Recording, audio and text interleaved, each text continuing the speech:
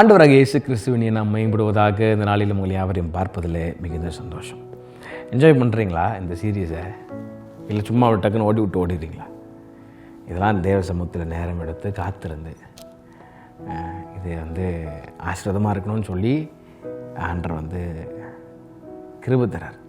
அப்போது இதை கேட்க கேட்க வசனத்தை வாசிக்க உங்கள் லைஃப் ரொம்ப ஆசீர்வாதமாக இருக்கும்.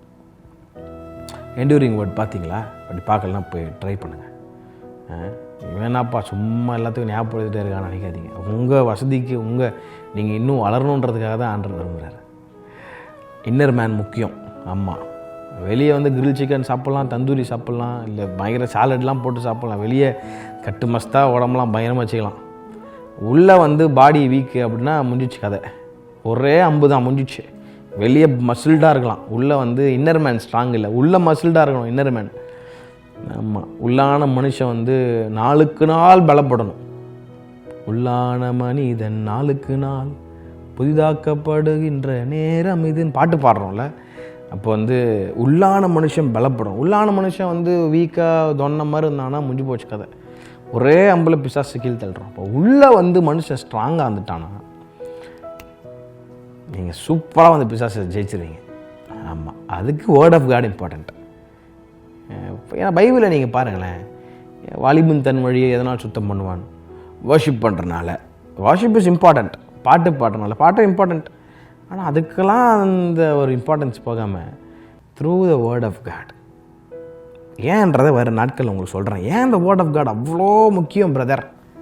சர்ச்சில் கூட பாருங்கள், இன்றைக்கி ஏன் இந்த வேர்ட் ஆஃப் காடுக்கு ஏன் அவ்வளோ முக்கியம் கொடுக்குறாங்க? ஏன்னா அதில் சீக்ரெட் இருக்குது. ஆனால் இன்றைக்கி வெரி சேட். காலங்கள் மாறி போய் இன்றைக்கி முன்னாடிலாம் சர்ச்செலாம் பார்த்திங்கன்னா 2.5 மணி நேரம் நடக்கும், 3 மணி நேரம் நடக்கும். அதில் கிட்டத்தட்ட 1.5 மணி நேரம் மெசேஜுக்கே இருக்கும். இப்போ உல்ட்டா மாறிடுச்சு. 40 minutes worship, 10 minutes announcements, 5 minutes offering time, 25 minutes message. Service முடிஞ்சிடுச்சு, அவ்வளோதான். அந்த வாரத்துக்கு அப்போ அந்த ஆத்மா என்ன பண்ணும்? வர்ஷிப் இம்பார்ட்டன்ட் தான், பேலன்ஸ்டாக இருக்கணுன்றார் ஆண்டவர். சரி, இன்றைக்கி ஒரு சூப்பரான ஒரு காரியத்துக்கு டைவன் பண்ணுவோம் வாங்க. ஏன் அந்த வேர்ட் ஆஃப் காட் அவ்வளோ இம்பார்ட்டண்ட்? அதே 119 சங்கீதம். இந்த தாவீது எனக்கு ரொம்ப பிடிக்குங்க. தாவீது எனக்கு ரொம்ப எல்லாருக்குமே பிடிச்ச ஒரு ஃபேவரட்டான கேரக்டர்.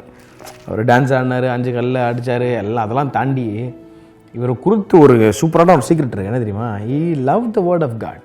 வார்த்தையை அதிகமாக விரும்பின ஒரு மனுஷன். அப்படி வார்த்தையை விரும்பாமல் இருந்திருந்தாருன்னா இப்படிலாம் எழுதிருக்க முடியாது. என்னன்னு பார்க்குறீங்களா? பாருங்களேன், 119 சங்கீதத்தினுடைய 105 வசனம். உம்முடைய வசனம் என் கால்களுக்கு தீபமும் என் பாதைக்கு வெளிச்சமுமாக இருக்குதுன்றார். சூப்பராக இருக்குது. Your word is a lamp to my feet and the light to my path. உம்முடைய வசனம் என் கால்களுக்கு தீபமும் என் பாதைக்கு வெளிச்சமுமாக இருக்குது அப்படின்னு சொல்கிறார். அவ்வளோ அழகாக சொல்கிறார்ல. ஏன்னா அந்த வேர்ட் ஆஃப் காட் நம்மளை கைட் பண்ணும். இன்றைக்கி நிறைய இடத்துல இன்றைக்கி பாதை தெரியாமல் மாட்டிகிட்டு இருக்கிறோம்ல. இன்றைக்கி கூகுள் மேப்லாம் போட்டாலே எங்கேயோ தூக்கிட்டு விட்டுறது. எங்கெங்கேயோ போய் மாட்டிக்கிறோம். லைஃப்பில் எங்கெங்கேயோ போய் மாட்டிகிட்டு இருக்கிறோம். இன்றைக்கி ரிட்டர்ன் வர முடியல. பிசாசு ஒரு வழி காட்டினாங்க, உங்கள் ஃப்ரெண்ட்ஸ் ஒரு வழி காட்டினாங்க, அப்படியே போய்ட்டோம் ஒரு பக்கம். திரும்ப வர்றதுக்கு வழி தெரில. வி பீன் சாக்ட் அப். போதையில் மாட்டிக்கிட்டோம், குடியில் மாட்டிக்கிட்டோம், வேறு என்னென்னமோ கஞ்சா என்னென்னமோ காரத்தில் மாட்டிக்கிட்டோம். வழி தெரியல, பாதெல்லாம் இருண்டு போயிடுச்சு. ஏசப்பாக்க நமக்கு எங்கேயோ தூரம் போயிட்டோம். அப்போது இந்த வேர்ட் ஆஃப் காட் ஒரு மனுஷனுக்கு எப்படி இருக்கான்? கால்களுக்கு தீபமும் என் பாதைக்கெல்லாம் வெளிச்சமாக இருக்கான். எவ்வளோ தாவீது ரொம்ப அவ்வளோ அழகாக சொல்கிறார்ல. Your word is a lamp to my feet and a light to my path. அந்த அளவுக்கு அந்த வேர்ட் ஆஃப் காட் முக்கியம் வச்சுருக்கேன். அதெல்லாம் சொன்னேன், நீங்கள் எந்த அளவுக்கு உங்கள் இருதயத்தை வார்த்தையால் நிரப்புறீங்களோ, ஆவியான வர்றது அந்த டைம்லாம் எங்கேயே மாட்டிக்கிட்டீங்களா, வேர்டு எடுத்து தருவார். உண்மையாங்க. அப்போது பாருங்கள், தாவீது ரொம்ப அழகாக சொல்கிறார். உங்கள் வசனம் என் கால்களுக்கு தீபமும் என் பாதைக்கு வெளிச்சமாக இருக்குது ஆண்டவரே. அப்போ எங்கே கரடுமுரடான ஒரு வேளை பாதையில் மாட்டிக்கிட்டிங்கன்னா, ஒரு வேளை எங்கேயே பயங்கரமான திரும்பி வர முடியல சார், ரொம்ப தூரம் வழி தரல சார் மாட்டிகிட்டு இருக்கிறீங்களா? இருக்கிற இடத்துல ஜெபம் பண்ணுங்க. ஆவியானவரே, எனக்கு வழி தரல, நான் ரொம்ப தூரம் தாண்டி வந்துட்டேன். முதல்ல அக்செப்ட் பண்ணுங்கள். நீங்கள் செய்ததை அக்செப்ட் பண்ணுங்கள். பிசாஸ் அக்செப்ட் பண்ண விடவே மாட்டான், ஜஸ்டிஃபை பண்ண வைப்பான். அக்செப்டன்ஸ் வேறு, ஜஸ்டிஃபிகேஷன் வேறு. அக்செப்டன்ஸ் சரண்டரை குறிக்குது, ஒபீடியன்ஸை குறிக்குது. ஆனால் ஜஸ்டிஃபை பண்ணுறது நான் பண்ணது கரெக்டு தான், எனக்கு வேறு சூழ்நிலை தெரியல, நான் பண்ணிட்டேன் அப்படின்றத வந்து நீ செஞ்ச தப்பை வந்து ஒத்துக்க வைக்காமல் அதுக்கு மேலே வந்து பேச வைக்கிறது ஜஸ்டிஃபிகேஷன். பிசாசு அப்படி தான் பண்ணுவான். ஆதியிலே ஆண்டவர் வானத்தை பூமியும் படைச்சி ஏதேன் தோட்டத்தில் அழகாக உண்டு பண்ணி சாப்பிடக்கூடாதுன்னு ஒரு கட்டளை கொடுத்தாரு. சாப்பிட்டாங்க 2 பேரும். ஜஸ்டிஃபை பண்ணிட்டான்.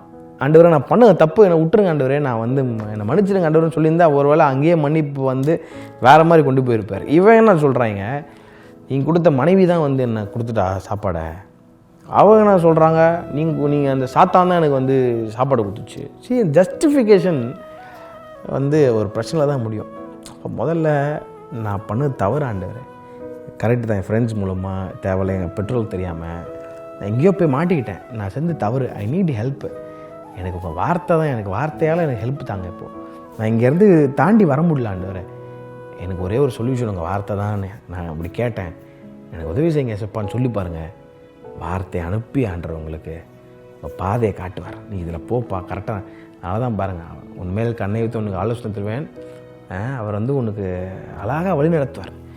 வலதுபுறம் இடதுபுறம் சாய்ந்தாலும் வழி இதுவேன்னு ஒரு சத்தம் உனக்கு பின்னாடி கேட்கும். அப்போது ஆண்டர்கிட்ட வந்து எங்கேயா ரொம்ப தூரம் மாட்டிகிட்டு இருந்தீங்கன்னா கூட ஆண்டர்கிட்ட கேளுங்க, ஆண்டவரே எனக்கு உதவி செய்யுங்க ஆண்டவரே, கேட்டு பாருங்க, ஆண்டவர் நிச்சயம் உங்களுக்கு ஹெல்ப் பண்ணுவார். எல்லாத்துக்கும் காரணம் இந்த வசனம் தான். உங்களுடைய வசனம் என் கால்களுக்கு தீபம், என் பாதைக்கு வெளிச்சமாக இருக்குது. இந்த நாளை ஸ்டார்ட் பண்ணும்போது ஆண்டவர் உங்களுடைய வசனம் என் கால்களுக்கு தீபமாக இருக்கும், பாதைக்கு வெளிச்சமாக இருக்கட்டும் சொல்லி பாருங்கள். தேவையில்லாத இடத்துக்கு நீங்கள் போக மாட்டீங்க. அப்படியே போனாலும் கரெக்ட் பண்ணுவார். டே அந்த வழி தப்பாக இருக்குடா, நீ இந்த பக்கம் போயிரு, வேணாம் அந்த பக்கம் போகாத, உனக்கு தேவையில்லாத ஆட்கள் அங்கே இருக்காங்க, அங்கே போய் மாட்டிக்காத அப்படின்னு சொல்லுவார். கண்டிப்பாக சொல்லுவார். ஹாவ் அ பிளஸட் டே. ஆண்டோடைய வசனம் நடத்தட்டும். கர்த்தர் தாமலை யாரும் ஆஸ்வதிப்பாராங்க.